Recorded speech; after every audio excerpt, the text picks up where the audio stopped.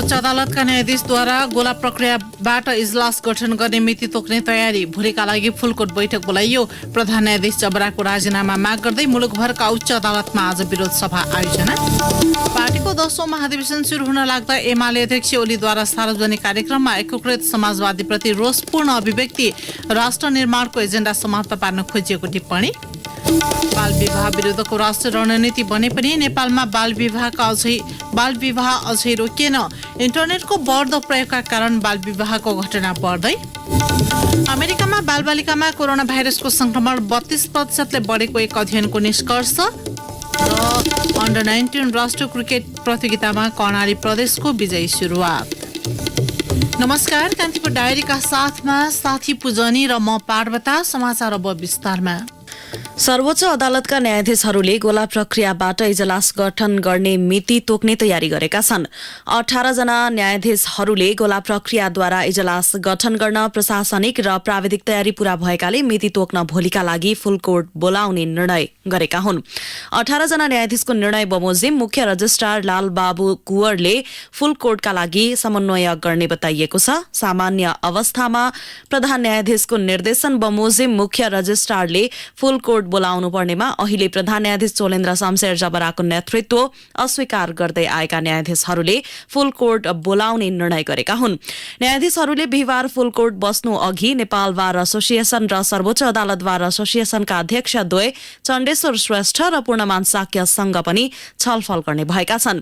गत बिहिबार बसेको फुल कोर्टले सर्वोच्च अदालत नियमावली संशोधनको निर्णय गर्दै न्यायाधीशहरूले तोक्दै आएको दैनिक पेशी र इजलास अब गोला प्रक्रियाद्वारा तोक्ने व्यवस्था गरेको थियो।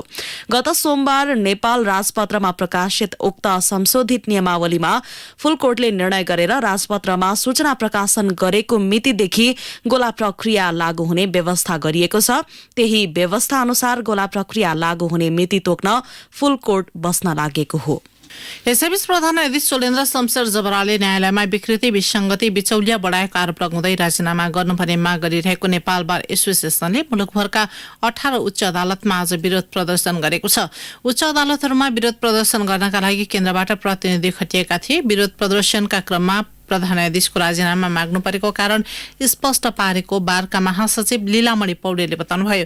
यस्तै प्रधान न्यायाधीश विरुद्ध सर्वोच्च अदालतबाट बालुवाटारसम्म बारले नागरिक मार्च गर्ने घोषणा गरेको छ। भोलि 2 बजेका लागि सो कार्यक्रम तय गरिएको महासचिव पौडेलले बताउनुभयो। यसका साथै भोलि सर्वोच्च परिसरमा बिहान 10 देखि 12 बजेसम्म विरोध प्रदर्शन जारी राख्ने बारले जनाएको छ। प्रधान न्यायाधीश चोलेन्द्र शमशेर जबराले पछिल्लो 8 दिन यता आफ्नो इजलासमा पेशी तोक्नु भएको छैन। आफू विरुद्ध न्यायाधीशहरूले इजलास बहिष्कार गरेको र नेपाल बार एसोसिएसनले विरोध प्रदर्शन गरिरहेको अवस्थामा मध्यस्थता गर्ने न्यायाधीशहरूसँग गरेको वाचा विपरीत आफूलाई पेशी तोकेर इजलासमा बसेका प्रधान न्यायाधीशले पछिल्लो साता भने आफ्ना लागि पेशी तोक्नु भएको छैन। प्रधान न्यायाधीश जबराले कार्तिक 29 गते आफ्नो लागि पनि पेशी तोकेर आफ्नो इजलासमा 5 मुद्दा पेशी चढाएर सुनवाई गर्नु भएको थियो।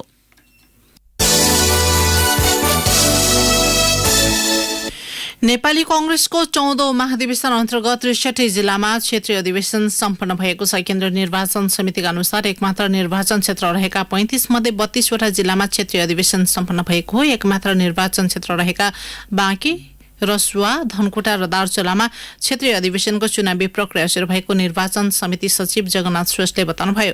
एकभन्दा बढी निर्वाचन क्षेत्र रहेका 42 मध्ये 31 वटा जिल्लामा क्षेत्रीय अधिवेशन सम्पन्न भइसकेको उहाँको भनाइ छ। 2 वा 2 भन्दा बढी निर्वाचन क्षेत्र रहेका सर्लाही, सिराहामा नगर अधिवेशन तोकिएको छ। धनुषा, महोत्तरीमा प्रदेश अधिवेशनको प्रक्रिया सुरु भएको छ। यस्तै रौतहट, बारा र पर्सामा नगर तहको चुनावी प्रक्रिया सुरु भएको छ।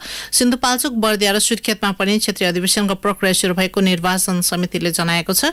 क्रियाशील सदस्यता विवादका कारण रोकिएको सर्लाही जिल्लामा भोलिबाट वडा तहको अधिवेशन सुरु हुनेछ। असन्तुष्ट पक्षबीच हिजो सहमति भएसँगै नयाँ निर्वाचन अधिकृत सो जिल्लामा खटाइएको सचिव श्रेष्ठले बताउनुभयो। त्यस्तै कांग्रेसले शुक्रबारबाट 1 भन्दा बढी प्रतिनिधि सभा निर्वाचन क्षेत्र भएका जिल्लाको जिल्ला अधिवेशन गर्दैछ। मंसिर 16 देखि 17 यसलाई फेरि सुन्नुहोस्। मंसिर 16 र 17 प्रदेश अधिवेशन कार्यतालिका छ, जस अन्तर्गत 62 जिल्लामा क्षेत्रीय अधिवेशन सम्पन्न भएको छ।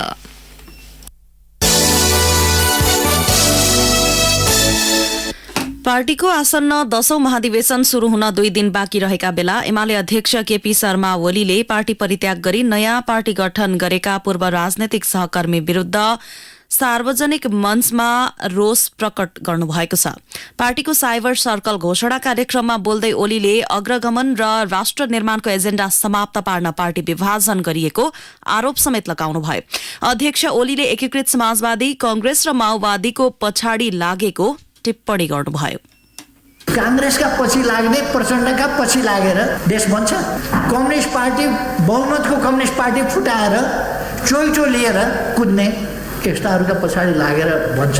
आफ्नै पार्टी 15 वर्षसम्म प्रमुख भएर तर मारेका मान्छे, त्यही पार्टीबाट प्रधानमन्त्री भएका मान्छे, त्यही पार्टी नफुटाइ नसक्ने, त्यही पार्टीको सरकार नढालि नसक्ने, त्यही पार्टीको सरकार ढाल्नका लागि मतदान नगरेर बाहिर निस्किएर कांग्रेसलाई भोट दिन, पछाडिको ढोकाबाट लुसुक्क कांग्रेसलाई भोट दिन कुद्नेहरूबाट देश बन्छ। त्यस्तै एमाले अध्यक्ष ओलीले शान्ति, स्थायित्व र समृद्धि गर्ने आफूहरूको एजेण्डालाई कमजोर बनाउन खोजिएको आरोप लगाउनुभयो। उहाँले एकीकृत समाजवादीमा गएका नेता कार्यकर्तालाई एमालेमा फर्किन आग्रह गर्नुभयो। विभिन्न पार्टीमा रहेका साथीहरूलाई आग्रह गर्न चाहन्छु, आउनुहोस् नेकपा एमालेमा सामेल भएर राष्ट्र निर्माण गरौँ। अरू केही उद्देश्य छैन एमालेको।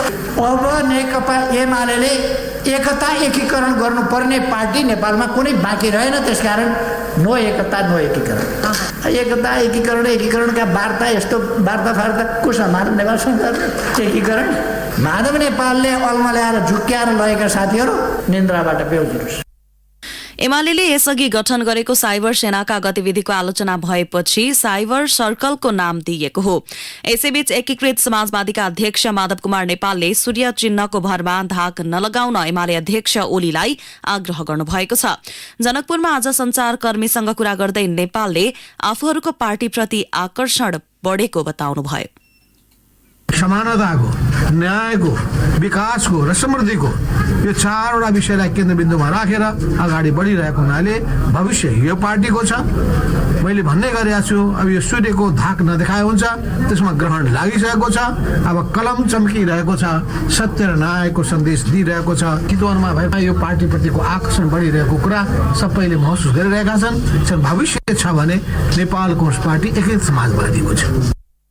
नेता नेपाल पार्टी कार्यालयको उद्घाटन गर्न जनकपुर जानुभएको थियो।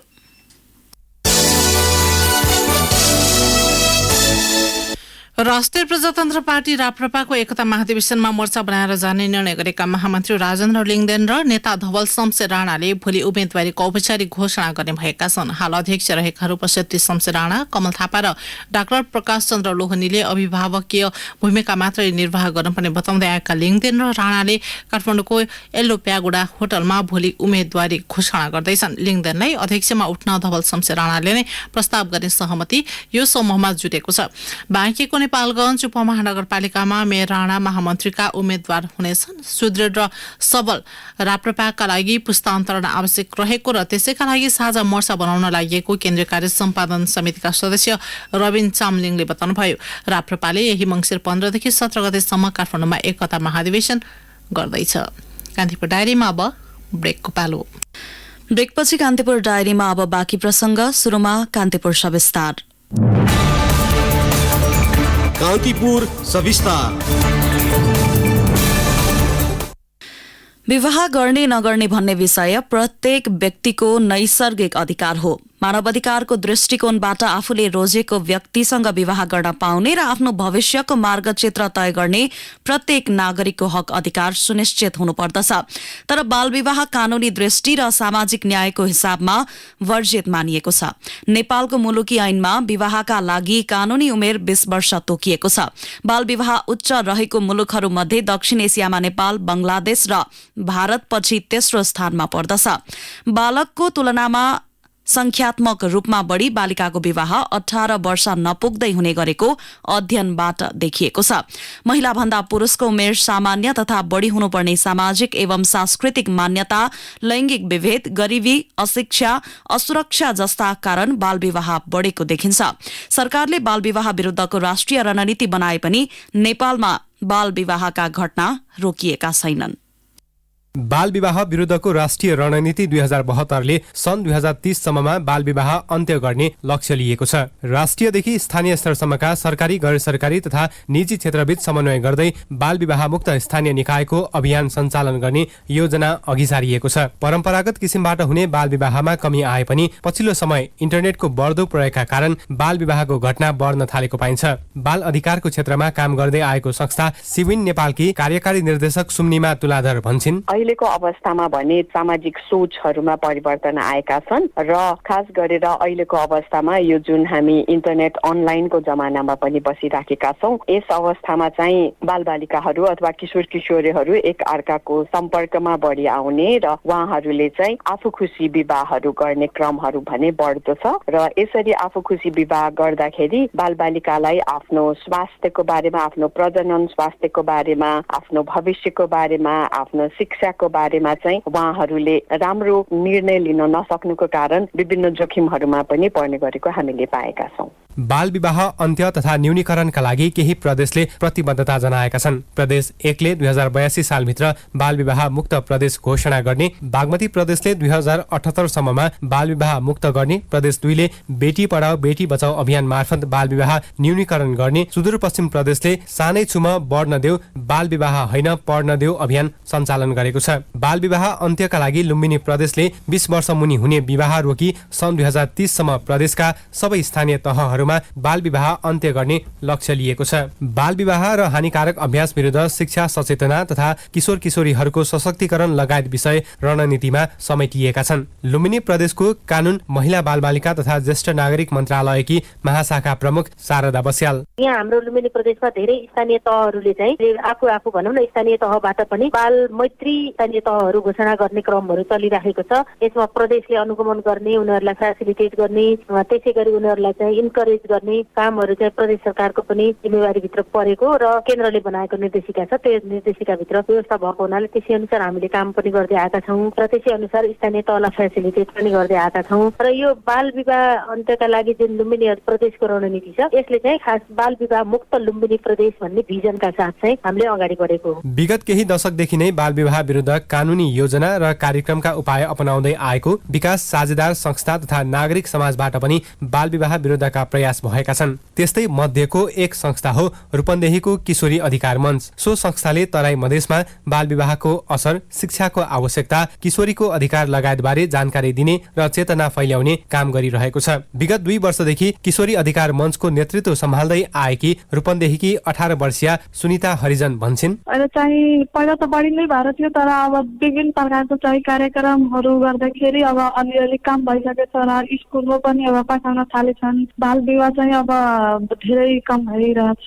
हामी चाहिँ अभियानमा पनि लागेको छ। म जुन अलिअलि भइरहेको त्यो पनि बन्द गर्नको लागि एकदमै तराईतिरमा बाल विवाह एकदमै अन्त होस् भनेर चाहिँ अभियानमा लागेको छौँ। अब हामीले डाटा सङ्कलन गर्दाखेरि अब हजुरको छोरी किन पढेको छैन भनेर, मेरो छोरी हो पढोस् अथवा नपढोस् तिमीहरूको के गइरहेछ भनेर, के बिग्रिरहेछ भनेर चुनौती आउँछ।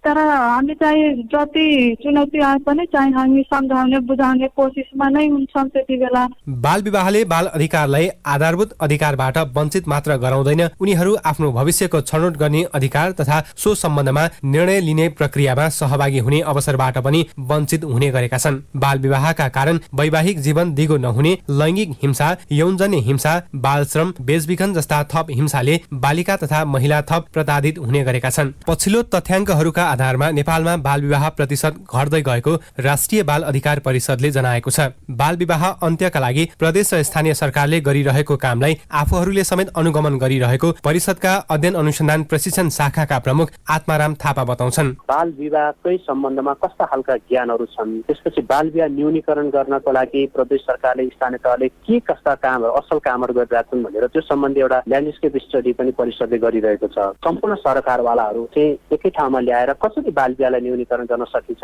अनि विशेष गरी बालिकाको सशक्तिकरणको लागि, बालिकालाई विद्यालयमै टिकाउनको लागि, त्यस त्यसपछि बालबालिकाको जुन खालको गरिबीमा रहेका बालबालिका र परिवार छन् त्यो परिवारलाई अझ सशक्त गराउन लागि कसरी कामहरू गर्न सकिन्छ भनेर सङ्घीय सरकार, प्रदेश सरकार र स्थानीय तहसम्म पनि हामी निरन्तर रूपमा लागि परिरहेका छौँ भने विकास साझेदार, त्यसपछि नागरिक समाज सञ्जाल, गैर सरकारी संस्थाहरूसँग हाम्रो यो खालको समन्वय र सहकार्य चाहिँ भइरहेको छ। नेपालमा बाल विवाहलाई दण्डनीय अपराध माने तापनि यो प्रचलनलाई अझै पनि पूर्ण रूपमा हटाउन सकिएको छैन। बाल विवाह अन्त्यका लागि नेपालले राष्ट्रिय तथा अन्तर्राष्ट्रिय र क्षेत्रीय रूपमा गरेका प्रतिबद्धता पूरा गर्नुपर्ने दबावसँगै देशभित्रै बाल विवाह विरुद्धको अभियान र कार्यक्रमलाई अझ प्रभावकारी बनाउन आवश्यक छ। रेडियो कान्तिपुरका लागि लुम्बिनीबाट सहकर्मी सञ्जु पौडेलको साथमा सूरज राजथला, काठमाडौँ। कान्तिपुर सविस्तार।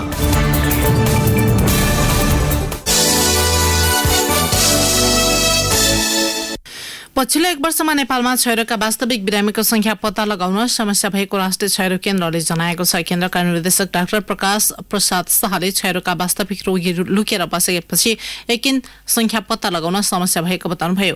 नेपालमा प्रत्येक वर्ष 68,000 क्षयरोगी पत्ता लाग्ने गरेकोमा गत वर्ष 28,000 मात्र सार्वजनिक भएको उहाँको भनाइ छ। बाँकी 40,000 लुकेर बसेको र उनीहरूका कारणले अरू पनि क्षयरोगी बन्न सक्ने सम्भावना रहेको उहाँले बताउनुभयो। सरकारले सन् 2035 सम्ममा क्षयरोग नियन्त्रण गर्ने लक्ष्य लिएकोमा सो पूरा नहुने उहाँले उल्लेख गर्नुभयो। सामान्यतः प्रति 1 लाखमा 10 वा सोभन्दा कम भएमा मात्र नियन्त्रण उन्मुख रहेको मानिन्छ। यस्तै सन् 2050 सम्म नेपाललाई क्षयरोग मुक्त बनाउने लक्ष्य लिएकोमा सो पनि पूरा नहुने उहाँको भनाइ छ। प्रति 10 लाखमा 1 वा 1 भन्दा कम क्षयरोगीको संख्या भेटिए मात्र क्षयरोग मुक्त भन्न मिल्ने उहाँले बताउनुभयो। क्षयरोगीको वास्तविक संख्या यकिन गर्नका लागि परीक्षण बढाउनु पर्ने उहाँको भनाइ छ। क्षयरोग नियन्त्रण तथा उन्मूलनका लागि केन्द्रले 7वटै प्रदेशका 22 जिल्लाको 22वटा पालिकाबाट छिट्टै नै क्षयरोग मुक्त पालिका अभियान सुरु गर्न लागेको पनि उहाँले जानकारी दिनुभयो।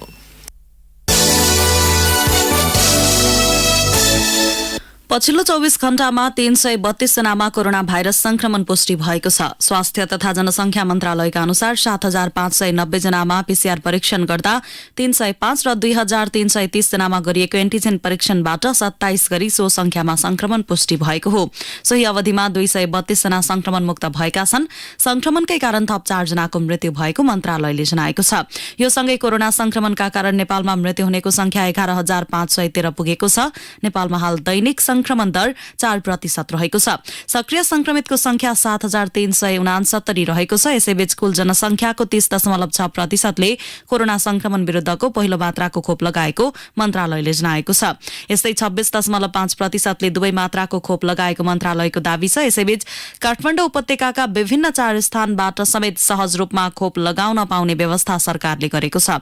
कोभिड-19 विरुद्धको भेरोसेल र एस्ट्राजेनका खोप बल्खु स्थित वयोयोद्धा अस्पताल, कोटेश्वर स्थित जडीबुटी प्रशोधन केन्द्र, गंगाबु स्थित नयाँ बस पार्क भित्र तथा कलंकी चोकमा खोप लगाउने व्यवस्था गरिएको स्वास्थ्य तथा जनसंख्या मन्त्रालयले जनाएको छ।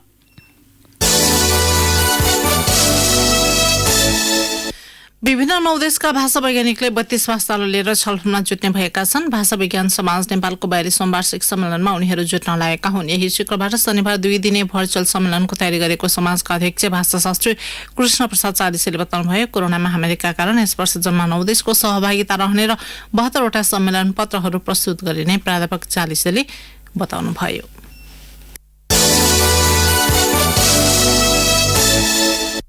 कान्तिपुर डायरीमा अब मोरङ डायरीको पालो।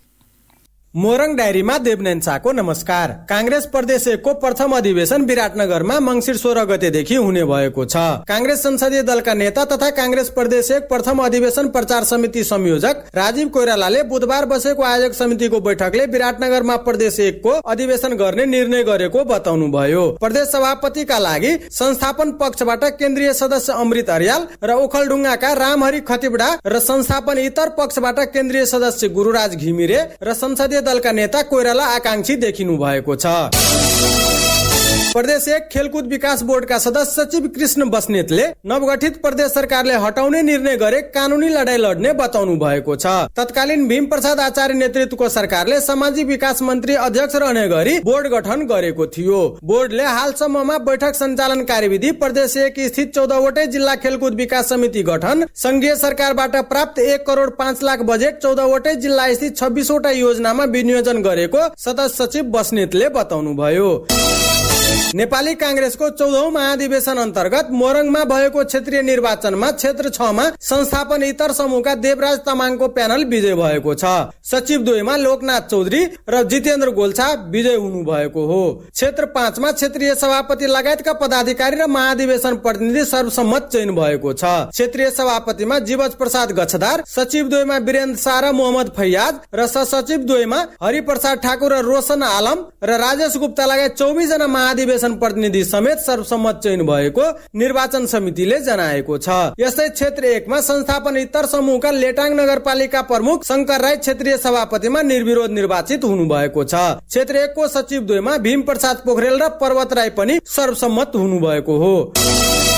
प्रदेश 1 मा सामाजिक विकास मन्त्रालयको आयोजनामा भोलिदेखि लैंगिक हिंसा विरुद्धको 16 दिने साझा अभियान सुरु हुँदैछ। सामाजिक विकास मन्त्री जयराम यादवको अध्यक्षतामा बसेको बैठकले घरैबाट सुरु गरौं महिला हिंसा अन्त्य गरौं भन्ने नाराका साथ मंसिर 9 गतेदेखि मंसिर 24 गतेसम्म साझा अभियान सञ्चालन गर्ने निर्णय गरेको हो। हस्त मोरङ डायरी आजलाई यति नै। देवनारायण शाहलाई बिदा दिनुहोस्। नमस्कार। कान्तिपुर डायरीमा पुनः ब्रेकको पालो। कान्तिपुर डायरीमा अब आर्थिक प्रसंग। निजी वायु सेवा कम्पनी गुण एयरलाइन्सले आजबाट पोखरा भरतपुर नियमित हवाई उडान शुरू गरेको छ। आन्तरिक पर्यटनलाई टेवा पुर्याउने उद्देश्यका साथ उडान शुरू गरेको कम्पनीले जनाएको छ। एयरलाइन्सले भोलि बिहीबारबाट पोखरा भैरवा र पर्सि शुक्रबारबाट पोखरा नेपालगञ्जको अन्तर प्रदेश उडान समेत दैनिक रूपमा गर्ने भएको छ। अन्तर प्रदेश उडानले आन्तरिक पर्यटन प्रवर्धनलाई ठूलो मद्दत पुग्ने तथा एक शहरबाट अर्को शहरमा पुग्न यात्रुलाई सहज हुने कम्पनीको भनाइ छ। कारोबारको चौथो दिन आज धितोपत्र बजारमा सामान्य सुधार देखिएको छ। शेयर कारोबार मापक नेप्से परिसूचक आज 1.89 अङ्कले बढेर 2735 बिन्दुमा पुगेको छ।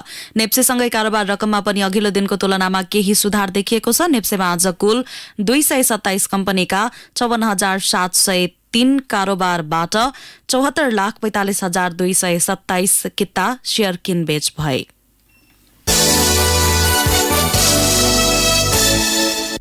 अब अन्तर्राष्ट्रिय प्रसंग।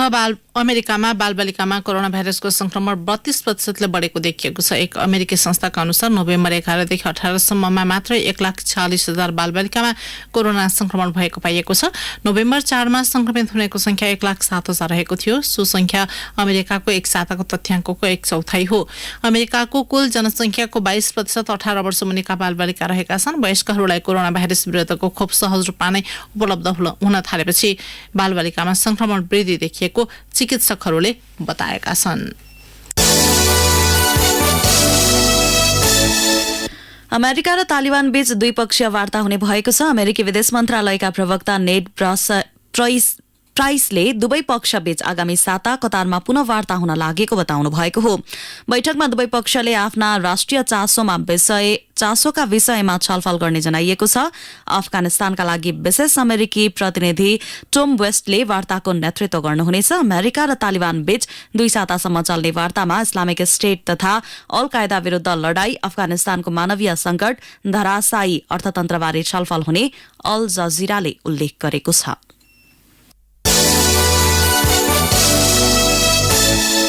कर्णाली प्रदेशले अन्डर 19 राष्ट्रिय क्रिकेट प्रतियोगितामा विजयी सुरुवात गरेको छ। लुम्बिनीलाई 140 रनको फराकिलो अन्तरले हराउँदै कर्णालीले विजयी सुरुवात गरेको हो। कीर्तिपुर स्थित त्रिविकेट मैदानमा टस जितेर ब्याटिङ गरेको कर्णालीले निर्धारित ओभरको खेलमा 8 विकेट गुमाउँदै 232 रन बनाएको थियो।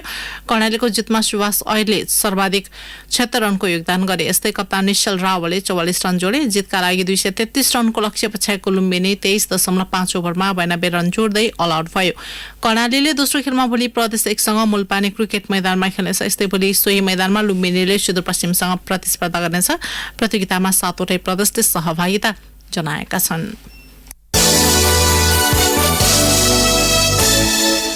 काठमाडौँ टिम च्याम्पियनशिप 2021 कर्पोरेट आमन्त्रण ब्याडमिन्टनमा सहभागी हुने खेलाडीको नाम सार्वजनिक गरिएको छ। काठमाडौँमा आज आयोजित पत्रकार सम्मेलनमा आयोजक काठमाडौँ ब्याडमिन्टन एकाडेमीले वरियता अनुसार शीर्ष 8मा परेका खेलाडीहरूको नाम सार्वजनिक गरेको हो। प्रतियोगिता पौष 6 देखि 9 गतेसम्म त्रिपुरेश्वर स्थित राखेपा कबर्ड हलमा हुनेछ। विजेता टिमका वरियता प्राप्त खेलाडीले 75,000, उपविजेताले 60,000, तेस्रो हुनेले 55,000 तथा चौथो स्थान हात पार्नेले 47,500 रुपैयाँ नगद पुरस्कार प्राप्त गर्नेछन्। खेलाडीहरूको खेल्ने टिमको घोषणा भने पछि हुने आयोजकले जनाएको छ। हवस् त यिनै प्रसङ्गसँगै कान्तिपुर डायरीको यो बुलेटिन यही सकिन्छ। 8 बजे सेक्युरिटी एन्ड क्राइम डायरी हुनेछ। साथी पूजनी र म पार्वता आज्ञा माग्छौँ। नमस्कार।